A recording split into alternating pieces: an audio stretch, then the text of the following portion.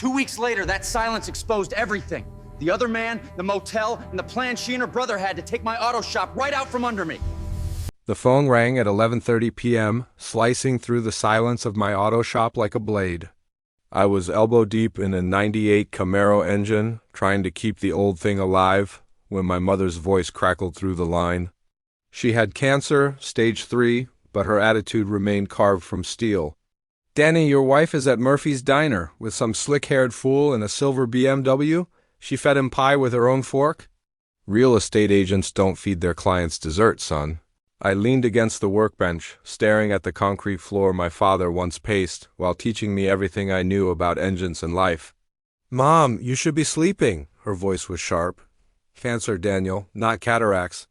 I know what I saw. After we hung up, the truth sat like a heavy weight on my chest. 15 years of marriage. 15 years of loyalty, raising our daughter, building this shop from nothing, and my sick mother was the one who had to catch my wife Lisa cheating. I closed the shop and drove home through Cedar Falls, the town too small to hide secrets, but big enough to pretend it could. The streets were empty, the houses dark. It was a town that went to bed early, trusting its neighbors. A trust I no longer had.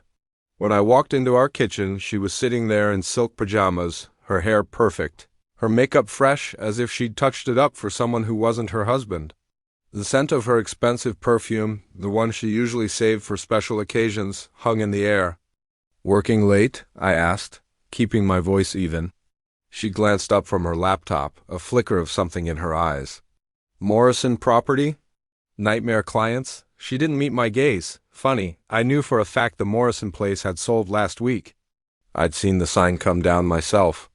I sat across from her at the table we'd bought together a decade ago. "Mom saw you at Murphy's, sharing pie." "With a guy in ABM?" She stiffened, her posture turning rigid. Her carefully crafted composure cracked. "Your mother needs to mind her own business. Maybe she's the only one left who cares about the truth," I said. The words tasting like acid, that hit her. She snapped her laptop shut with a loud crack and stormed upstairs without another word. The sound echoed in the silent house. I stayed behind, staring at the refrigerator plastered with old family memories. Lisa's smile in her graduation photos, our daughter Emma on Christmas morning, a version of Lisa who used to look at me with love. Who was this woman upstairs? At 2 a.m., her phone buzzed on the nightstand. She sprang up instantly way too fast for someone who was supposedly sound asleep and scurried into the bathroom, whispering for a good 10 minutes. The muffled sounds of her hushed conversation were more damning than any scream. When she slid back into bed, I kept my eyes closed, pretending to be asleep. Her breathing wasn't steady. It was rehearsed, a performance for my benefit. When she finally slept, her slow, even breaths a final lie, I went downstairs. I knew where she kept it. The secret second phone, the one she thought I didn't know about, hidden in the lining of an old purse in the back of the hall closet. One passcode later, our anniversary, of all things her hidden world, cracked open. A contact named T. His latest message was a gut punch. "Can't wait to see you tomorrow. Your fool of a husband has no idea how lucky he is, or how stupid." Stupid, the word burned. I scrolled back, my hands shaking. I found photos of them together, hotel details, inside jokes at my expense. One message from her stood out. "He believes I'm working late. Sometimes I think he wants to be deceived." Trent replied, "At least he's useful for paying your bills." The messages felt like knives. This wasn't just a betrayal, it was humiliation, contempt, a private comedy where I was the punchline. They didn't just disrespect me, they despised me. I put the phone back exactly where I found it and quietly returned to bed. She slept peacefully beside me, a stranger, while I lay awake, a cold, calm resolve settling over me. I wasn't going to break. I was going to plan the quietest, cleanest revenge of my life. The next morning, she came out of the shower wrapped in a towel, a bright, fake smile on her face. "You're up early." "Couldn't sleep," I said, my voice steady. "Thinking about what you said last night." "About ambition." She froze mid-step, her smile faltering. "Danny, I didn't mean—" "No, you're right," I interrupted, forcing a smile of my own. "Maybe I should think bigger, expand the business. Make some real money." Her face softened, relief washing over her features. She thought she'd dodged a bullet. That's a great idea. I could even help you with the business planning. I smiled back, a genuine smile this time, but one she couldn't understand. We should talk more about our futures.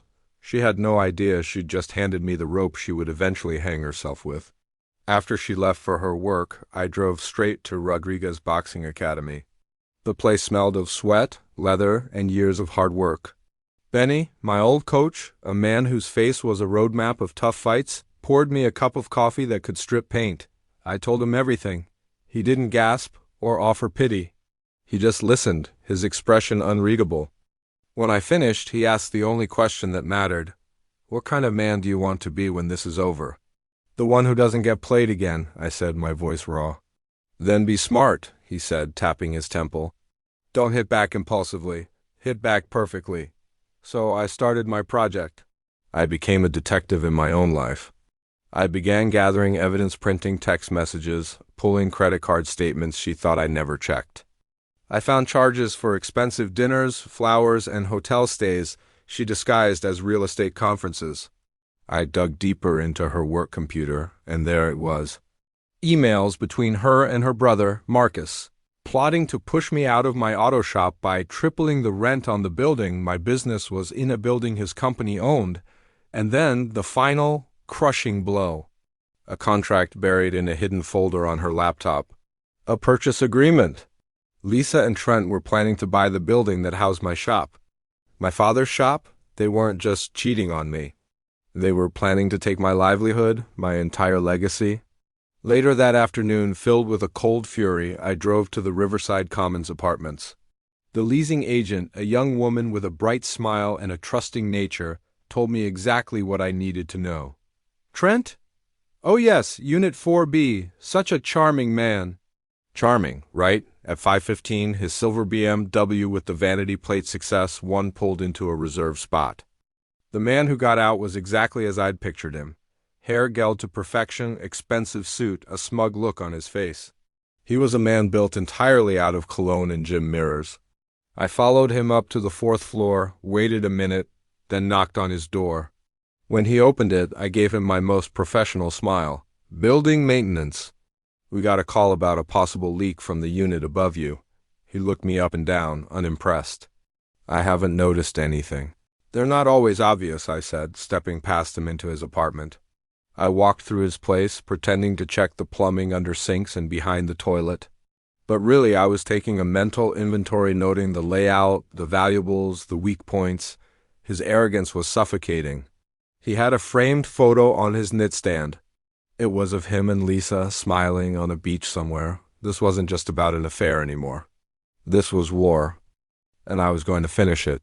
He had no idea who he was dealing with. He just saw a simple mechanic. He was about to find out how wrong he was. Thanks for watching. If you want to see how this story ends, make sure you're subscribed and hit that notification bell. You won't want to miss what happens next.